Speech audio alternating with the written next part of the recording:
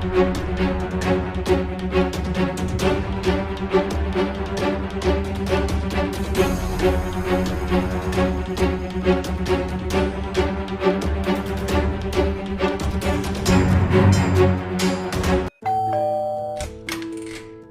रेखा जी, आओ ने। नमस्ते जया जी, की समाचार?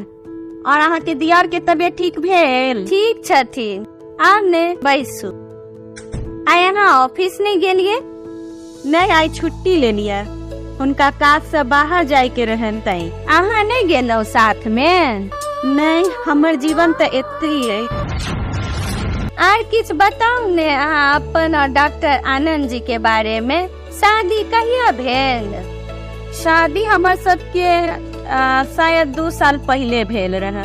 शादी तो सबके जीवन में विशेष बात होय छै, पर अहाँ के सेहो याद नहीं अछि।